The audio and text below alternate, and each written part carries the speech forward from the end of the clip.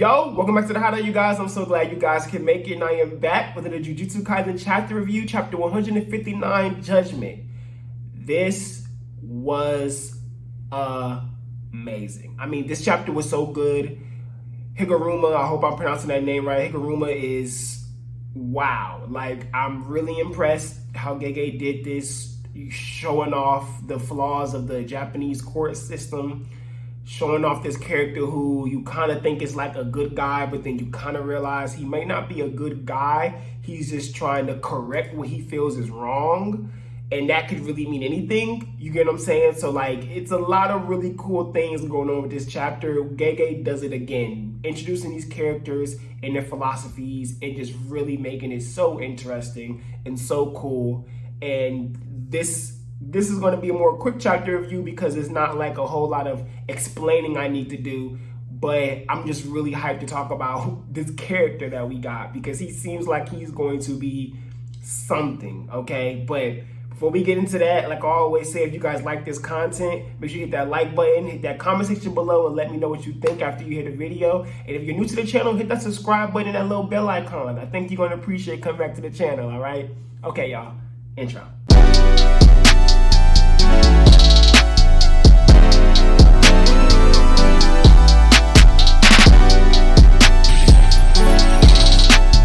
So first and foremost, what I gotta say about this chapter is that chef's kiss to Gege for once again entering real life politics into Jujutsu Kaisen, because it's key to remember that this is set in a modern setting.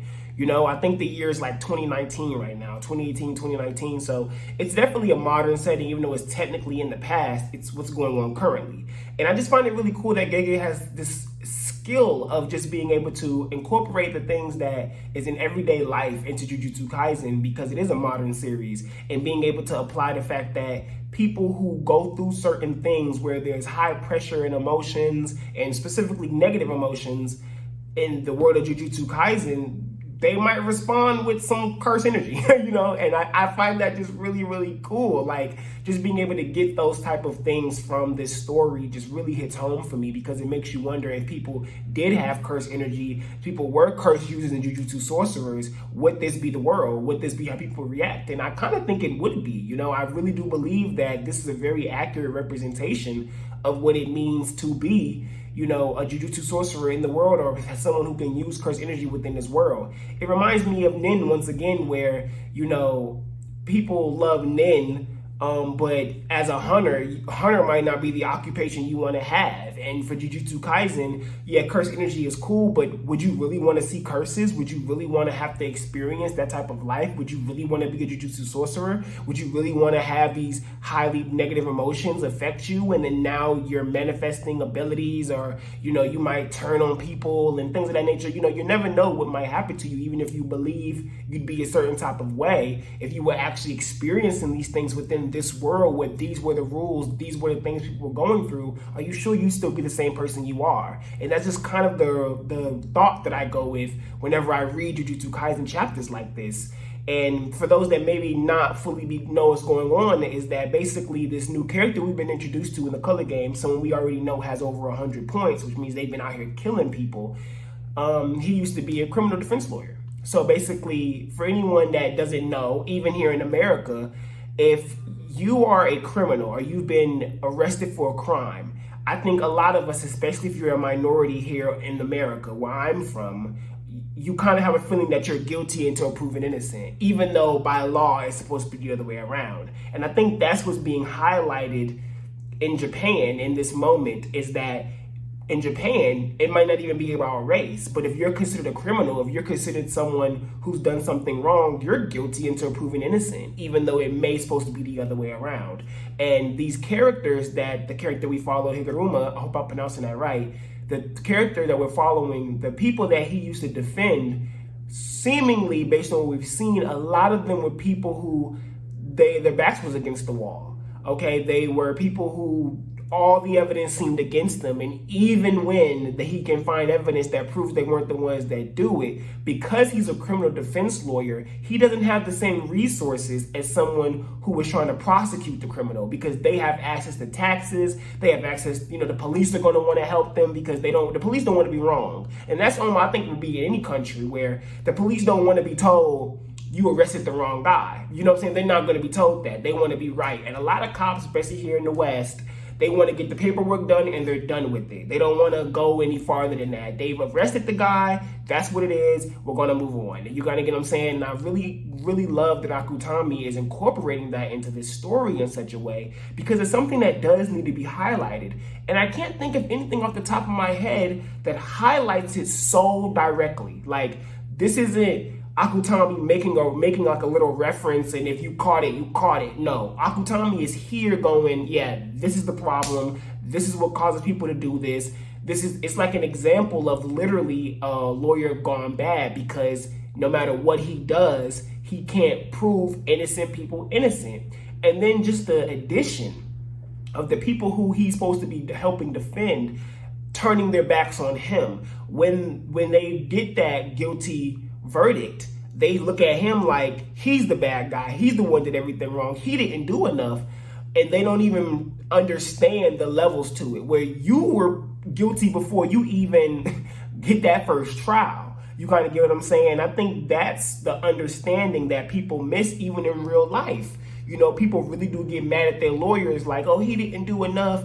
I didn't have a good enough lawyer. And that could be true, but a lot of times these lawyers' backs are against the wall to a degree of there's nothing they can do anymore. And I think that is why people like Higuruma in a story like Jujutsu Kaisen would exist, because now it's not about that anymore. You guys aren't even listening to what I'm saying. You guys aren't even looking at the true facts. Y'all ain't even highlighting the person who I showed really could be the one to do this crime. You guys are all like, oh, there's not enough evidence on him. Well, you guys didn't go look for the evidence. You guys are trying to just get the guy that I'm trying to defend here. And of course, we know there's people who did the crimes who have defense lawyers, but a lot of people that have defense lawyers that did the crimes, if they're bigger crimes like mob bosses and stuff like that, they got good lawyers that they've paid for. But when you're in a situation where you've been wrongly accused of something, you don't have a lawyer on hand. You don't have a good lawyer to come and be like, oh yeah, they trying to get me on BS, so I need your backup. No, you don't have that. You're giving a lawyer from the court.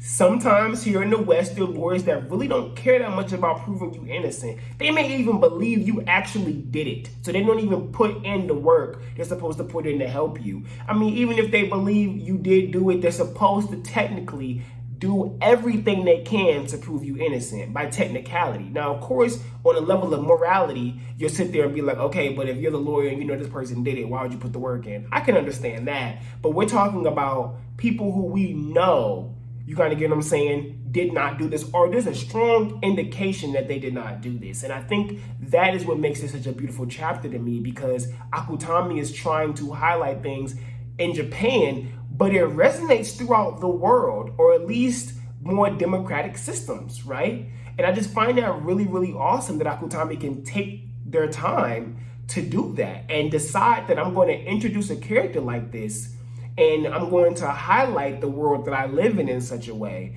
And not only that, it really intrigues me in how this character is going to react to someone like Yuji. Someone who seems to be about justice, not directly, not by saying things like that, but Yuji very much is someone who wants to do the right things. He wants to be somebody who does what he believes is the proper thing to do, the justice thing to do. And it really makes me wonder how these two characters are going to clash. I feel like this new character, Higuruma, the judge, I'm going to call him the judge because I like giving nicknames, the judge is going to hate Yuji. That's going to be my guess. Because if he finds out that Yuji is this vessel of Sukuna, and then could find out that he ate the finger willingly, his mindset might be, you're supposed to be dead. Because of you, all of these people are dead. You need to die. That's what justice is. That's what right is. And I think Yuji clashing with a character like that is crucial for him right now. Because when someone is hitting you with that, are you going to stand strong on this whole cog mentality and believe that you have to keep doing what you're doing, you know what I'm saying, to exercise curses? Are you going to hone in on those words Megumi said to you and say, we have to prove that our existence is right and that normal humans can't judge us? But remember, Megumi said normal humans cannot judge them. This is a Jujutsu sorcerer, aka a cursed user, who may be judging Yuji. So if that happens, does that mean Megumi's words become null and void? Do they lose weight?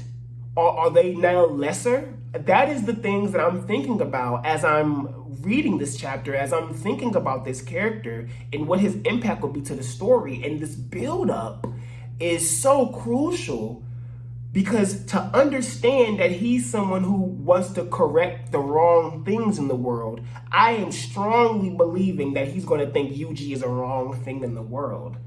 And I just cannot wait to see how that happens. If Akutami doesn't do some type of clash with these two in that way, I will be very disappointed, I'll be honest, because I really see a very, very, very, very powerful character arc being formed for Yuji just by simply meeting this character.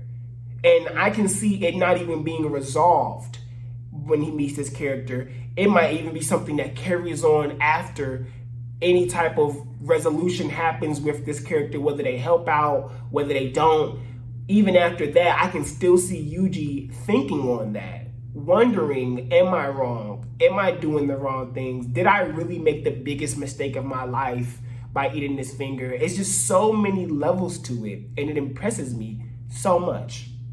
So, enough of that. Let's get into this ability that we don't know what it is yet, but it looks like a stand, and it's so cool just seeing more JoJo references and just seeing more cool things, and it having the two scales, the Libra scales. And I'm really wondering what's going to happen here. Is he, with the mallet being slammed and saying we're having a retrial, it makes me wonder, is he going to put everybody on a stand? Is he going to start asking people's questions, and depending on if they answer truthfully or not, they'll be judged? Is everything based on his perception of right and wrong, or is there a universal perception of right and wrong that'll be applied to this ability? And that is what I'm really interested to see where Akutami takes this. If there's a universal law of right and wrong that is applied to this technique, I feel like it'll be somewhat Akutami implying that there is a true right and wrong within the world of Jujutsu sorcery, right? And so that would make me wonder, if that is what that ability does, what will happen if it runs into Yuji? So I really wonder if this technique is something that has a universal law and not based on this character's morality sense, and a more, universal preset, morality sense. If that ability is used against someone like Megumi and Yuji, would that mean that their sense of justice will be tested and then they will be judged on that? This is really, really good, you guys. I'm just really interested in where Gege is going with this. It's going to be really good. I'm like, woo. So with that being said, I really don't have too much more to go into with this chapter. I really just wanted to really hone in on those moral values and the possibility of this character being a very, very huge impact on Yuji's morality. And I really just wonder if that is going to be what makes him start to look at that whole cog mentality differently. And even if Megumi is the one that is hit with this and his sense of justice is tried, his good consciousness is challenged, I wonder what that will mean for them. Are they going to double down on their values, or are we going to see them regress a little bit? I'm so intrigued by Akutami's way of doing this. He just knows how to keep me going, how to really put a fire under me to really be excited for what he's bringing next to the series. This is a very, very special series, and I really am glad that it's gotten the popularity it's gotten. Oh, sorry about that if you guys hear that car. I'm really happy about the popularity it's gotten. I'm really excited about the fact that it's being done the way it's being done. I'm really excited that it's so modern and it's actually honing in on issues that's going on in the modern world and isn't tiptoeing around things and is directly hitting things on the head. This is a very special series, you guys, and I hope everybody really feels this way, because there's no other way I can see it, and I'm just so proud to be able to follow this series like this and to be able to talk about it like this and be able to have these deeper values brought up within the story. But like I always say, if you guys like this content, make sure you hit that like button, and please, please, please, please, please hit the comment section below. I love it when you guys do, and I really want to see what you guys think about this chapter and our new character. What do you think the ability will be? How do you think things are going to work? Do you think that this guy will run into Yuji and challenge him, run into Megumi and challenge him? How do you guys think this is all going to play out? I would really love to hear you guys' thoughts. But thank you so much for coming back to the channel, you guys. And if you're new here, don't forget the subscribe button and that bell icon, okay? We would love to see you back here at the Hideout. All right, you guys. Peace.